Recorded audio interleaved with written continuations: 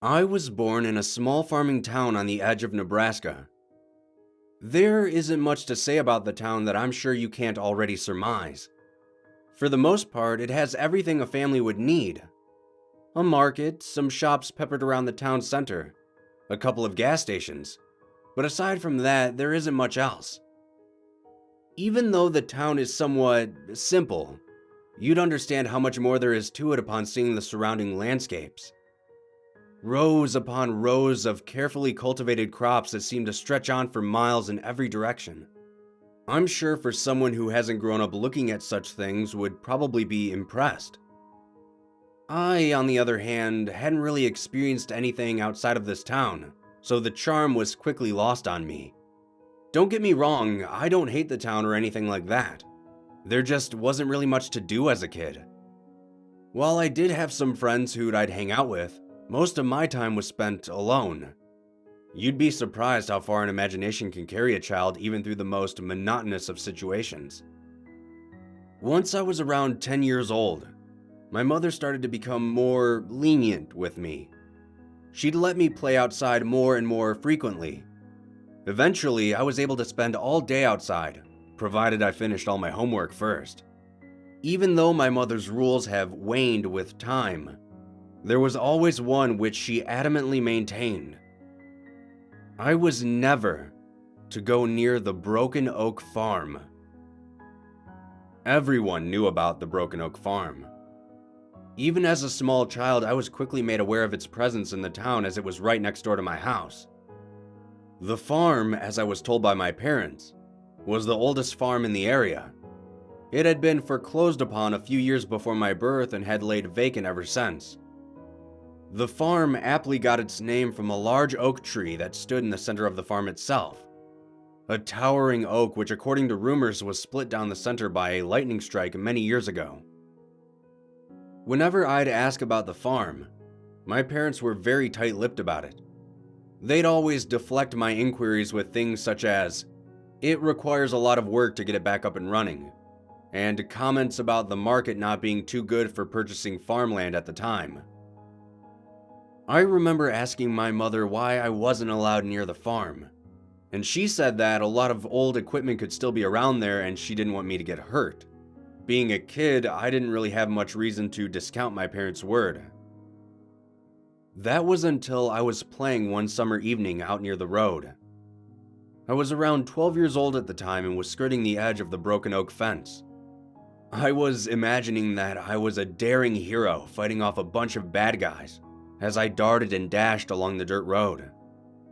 After dodging an imaginary sword, I spun around, and I saw it. There was someone standing in the darkened barn door of the Broken Oak Farm. It was a bit too far away, but from what I could see, it appeared to be a little boy, his outline drawn by the setting sun. I walked up to the disheveled fence, standing upon one of the rusted metal rungs, trying to get a better look. The boy's clothing was worn. He was wearing dark brown pants and a gray button-down shirt. I watched as the boy started to wave at me. I quickly looked around to make sure nobody was watching me. I looked back at the sun still lingering in the sky.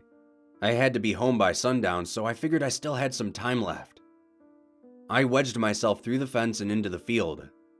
I walked quickly but cautiously towards the old barn. As I approached it, I noticed that the boy was still standing there waving at me. But something was odd. He was waving extremely slowly, as if his body were stuck in molasses. This made me laugh as I thought he was just being silly. Once I was within around 20 feet of the barn, the boy seemed to fade into the darkness of the interior. I walked up to just outside the large wooden doors. It was then that I realized just how massive this barn truly was. The wood was very worn in places. Pieces of the roof had fallen in. The once vibrant red paint was now dulled and had mostly flaked away. I rested a hand on the door itself and the door seemed to groan in response. I called out to the inside of the barn. I introduced myself and asked the boy that I had seen what his name was. I didn't receive a response. Even though the sun was setting, the rays still managed to pierce the barn in places, and I could just barely see inside. I took a step inward and looked around. There wasn't much inside. A few pitchforks, some buckets scattered amongst the ground, and up against a wall was what looked to be a long-neglected tractor of sorts. The far back side of the barn was near impossible to see due to the approaching darkness. I called out once again, asking aloud where the boy went. Still, nothing. It was by that point that I noticed how strangely quiet it was inside this barn. There were no sounds of insects or animals whatsoever. The air felt still, even though you could clearly see outside through the multiple holes in the walls and roof. The sun was in its final throes of light, and I decided it was time to head home before my mother started getting upset. Just as I was about to leave, I heard the ruffling of hay nearby. I turned to look back, and in the far darkened corner of the barn were two eyes looking back at me. I remember thinking how strange it was that I couldn't see the rest of his body. I apologized to him and said that I needed to head home now. As I turned, I heard that same noise once again, only this time more intensely. I spun on my heels and I was now face to face with something. Its pale, hairless body hunched over my small frame. Fingers like razor blades hung in the air in front of it. Its head was completely smooth aside from a pair of large bulbous eyes staring into mine. Its hands came down to rest upon my shoulders. I could feel the pointed ends digging into my back. I could no longer hear my breath or feel my heartbeat. I watched with terror as the skin on its face began to crack and split. Like the ripping of fabric, a mouth began to take shape. A large, unhinged maw as black as a void was now in front of my face. With a croak, the thing began to speak. I need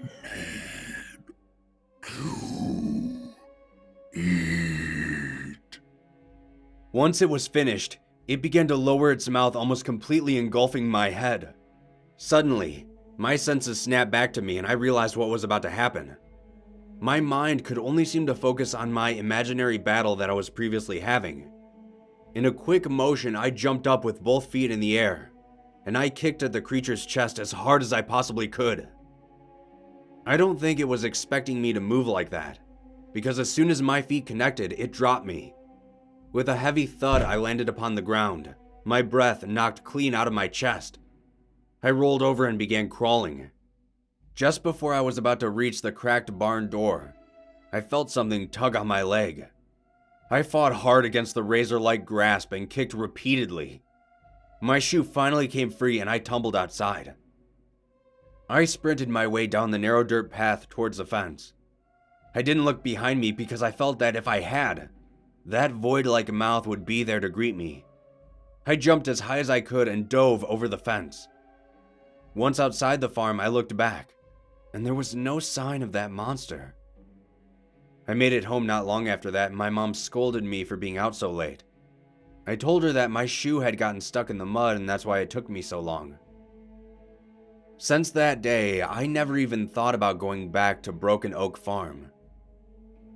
Eventually, as I have gotten older, I learned that a child had gone missing near that farm, and that was the true reason most adults were wary about the place. Just before I was getting ready to head off to college, my family and I had found out that one of our neighbors, the Thompsons, had their son go missing. They passed flyers around with his image on them, and the police were called to investigate, though they seemed to unfortunately come up empty-handed.